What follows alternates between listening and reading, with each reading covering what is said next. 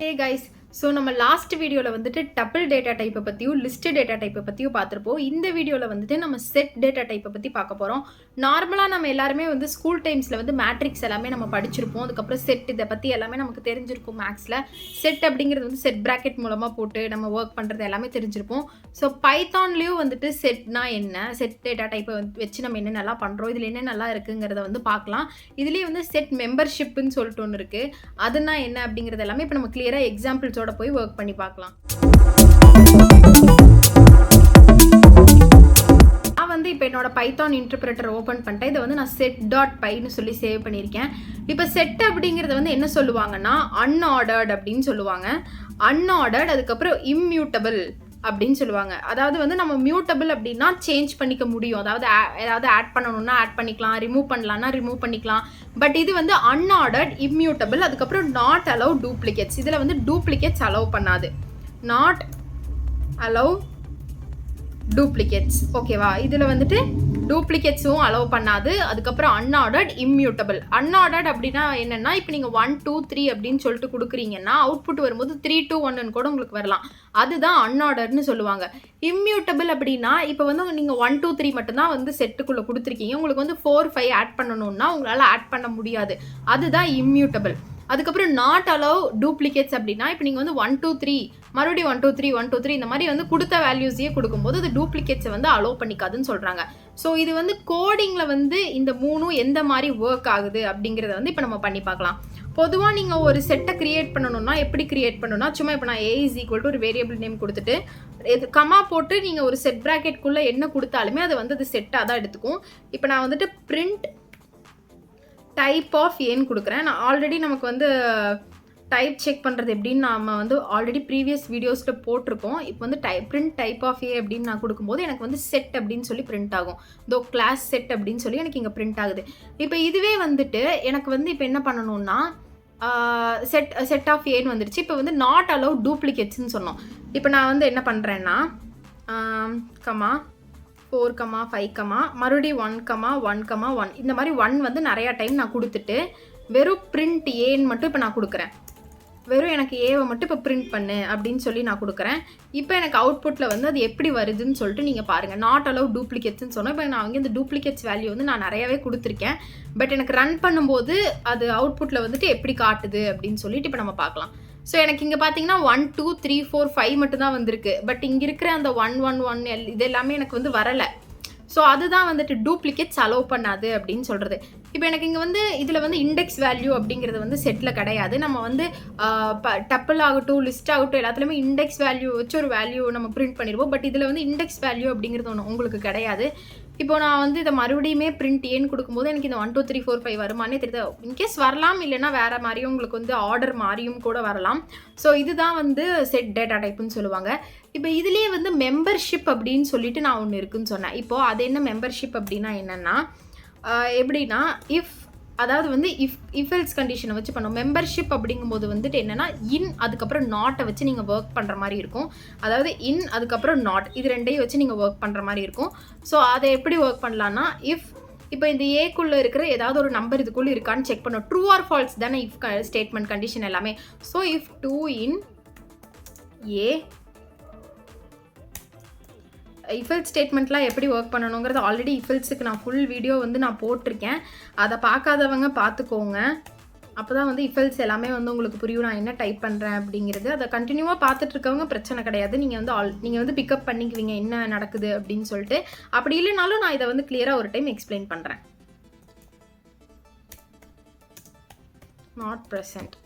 Okay, இப்போ வந்துட்டு இப்போ நம்ம ரன் பண்ணலாம். இதில் நான் அவுட்புட் வரட்டும், வந்ததுக்கப்புறமா இங்கே நான் வந்து என்ன நடக்குது அப்படின்னு நான் வந்து சொல்கிறேன். ப்ரெசன்ட். ஓகே, இப்போ இங்கே வந்து இது நான் என்ன இங்கே பண்ணியிருக்கேன் அப்படிங்கிறது உங்களுக்கு இஃபெல்ஸ் நீங்கள் வீடியோ பார்க்கலனாலும் சரி இதுலேயும் நான் ஒரு டைம் எக்ஸ்பிளைன் பண்ணுறேன். இப்போ வந்து ஏ அப்படிங்கிற ஒரு டேட்டா, அதாவது வந்து ஒரு ஏ அப்படிங்கிற வேரியபிள்குள்ளே இந்த செட் ப்ராக்கெட் கொடுத்து நான் இந்த செட்டுக்குள்ளே இந்த நம்பர்ஸ் எல்லாம் நான் ஸ்டோர் பண்ணியிருக்கேன். இப்போ நான் இஃப் கண்டிஷன் அப்படின்னா என்னன்னா, இஃப் கொடுக்கும்போது நீங்கள் லாஸ்ட்டில் வந்து இந்த கோலன் கண்டிப்பாக வைக்கணும். இப்போ இஃப் 2 அப்படிங்கும்போது 2 அப்படிங்கிறது வந்து இந்த ஏக்குள்ளே இருக்கிற ஒரு வேல்யூ. இந்த வேல்யூ வந்து இந்த ஏக்குள்ளே இருக்கா அப்படின்னு வந்து நான் செக் பண்ணுறேன். இப்போ வந்து நார்மலாக இந்த செட் ப்ராக்கெட் உங்களுக்கு தெரியும்னா உங்களுக்கு இருக்குன்னு தெரியும். ஒருவேளை உங்களுக்கு தெரியலனா நீங்கள் செக் பண்ணணும்ல. ஸோ அதுக்காக இந்த 2 அப்படிங்கிறது இந்த ஏ அப்படிங்கிற வேரியபிள்குள்ளே இருக்கான்னு செக் பண்ணுறதுக்காக நான் இன் அப்படிங்கிற இந்த ஆப்பரேட்டரை வந்து நான் யூஸ் பண்ணுறேன். இதுதான் வந்து செட் மெம்பர்ஷிப்னு சொல்லுவாங்க. அதாவது இன் அதுக்கப்புறம் நாட் இது ரெண்டும் தான் வந்துட்டு செட் மெம்பர்ஷிப்னு சொல்லுவாங்க. அப்படி ஒருவேளை இஃப் 2 இன் ஏ அதாவது 2ஆம் நம்பர் வந்துட்டு ஏல இருந்ததுனால் எனக்கு ப்ரெசன்ட்னு பிரிண்ட் பண்ணு. அப்படி ஒரு வேலை அது இல்லை அப்படின்னா இஃப் கண்டிஷன் வந்து ஃபஸ்ட்டு ப்ரோக்ராம் வந்து ஏவை வந்து பார்க்காது. இஃப் கண்டிஷன் நீங்கள் கொடுத்ததை செக் பண்ணும். இஃப் 2 இன் ஏ 2 வந்து ஏல இருக்கான்னு பார்க்க சொல்லியிருக்காங்க அப்படின்னு சொல்லிட்டு ஃபஸ்ட்டு பார்க்கும். இருந்துச்சுன்னா இதை வந்து அது வந்து அவுட்புட்டாக கொடுத்துரும் ப்ரெசன்ட்னு. ஒரு வேலை இல்லைன்னா என்ன ஆகும்னா இந்த லைனை விட்டுட்டு ப்ரோக்ராம் வந்து எல்ஸ் பார்ட்டுக்கு போய் நாட் ப்ரெசன்ட்னு பிரிண்ட் பண்ணும். இப்போ நான் இங்கே வந்து 2ன்னு தானே கொடுத்துருக்கேன். இப்போ இங்கே முன்னாடி ஒரு நம்பர் 12ன்னு 1ன்னு போட்டு நான் 12ன்னு கொடுக்குறேன். இப்போ உங்களுக்கு அவுட்புட் என்ன வருதுன்னு பாருங்கள், நாட் ப்ரெசன்ட்னு வருது. ஏன்னா கண்டிஷன் செக் பண்ணும். இஃப் 12 இன் ஏ அப்போ வந்து 12ஆம் நம்பர் இதில் இருக்கான்னு பார்க்கும். அப்படி இல்லைன்னா என்ன பண்ணுன்னா இஃப் கண்டிஷனை விட்டுட்டு எல்ஸ் கண்டிஷனில் போய் எல்ஸை வந்து உங்களுக்கு நாட் ப்ரெசன்ட்னு பிரிண்ட் பண்ணி கொடுக்கும். இதுதான் வந்து செட் மெம்பர்ஷிப்னு சொல்லுவாங்க. இப்போ நான் சொன்ன மாதிரி இதில் வந்துட்டு உங்களால் வந்து ஒன்று வந்துட்டு அதாவது வந்து ஒன்று ஆட் பண்ணவோ ரிமூவ் பண்ணவோ முடியாது. பட் என்ன பண்ணலான்னா பாப் அப்படிங்கிற ஒரு ஃபங்க்ஷன் வந்து இதில் நீங்கள் பண்ணலாம். இப்போது ஏ டாட் பாப் 2 அப்படின்னு சொல்லிட்டு நான் கொடுக்குறேன். இப்போ நான் வந்து ரன் பண்ணுறேன்.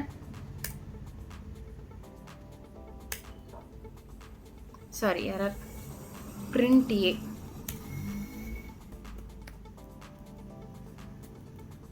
இப்போ நான் ஏவை பிரிண்ட் பண்ண சொல்லிட்டேன். ஏ டாட் பாப் 2 அதுக்கப்புறம் பிரிண்ட் ஏன்னு நான் சொல்லியிருக்கேன். எரர் வருது. Take no arguments 1 given pop 2. So அது வந்து ஃபர்ஸ்ட் ஸ்டேட்மெண்ட்டை ரிமூவ் பண்ணணும்னு சொல்கிறாங்க. ஓகே, நம்ம ரிமூவ் கொடுத்து பார்க்கலாம். இப்போது ஏ டாட் ரிமூவ் ஒரு 5. இப்போ வந்து இதை நம்ம ரன் பண்ணலாம். 5 வந்து ரிமூவ் பண்ணிடுச்சது. ஓகே, நான் இன்னொரு டைம் ரன் பண்ணி காட்டுறேன் இன்சைடு. ஏ டாட் நான் சொன்ன மாதிரி லிஸ்ட்டில் நம்ம பண்ணுற பாப் அதுக்கப்புறமா வந்துட்டு அந்த ஆட் இதெல்லாம் வந்துட்டு நம்மளால் செட்டில் பண்ண முடியாது. பட் இங்கே வந்து நீங்கள் ரிமூவ் பண்ணிக்கலாம். ரிமூவ்ங்கிற கீவேர்ட் கொடுத்து இப்போ வந்து 5 நான் இங்கே வந்து ரிமூவ் பண்ணு அப்படின்னு நான் சொன்னதுமே அது வந்து 5 ரிமூவ் பண்ணிட்டு எனக்கு வந்துட்டு 1 2 3 4ன்னு பிரிண்ட் பண்ணிடுச்சு.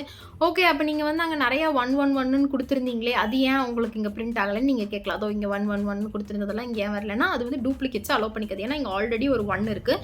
ஸோ அது வந்து டூப்ளிகேட்ஸை அலோவ் பண்ணிக்காது.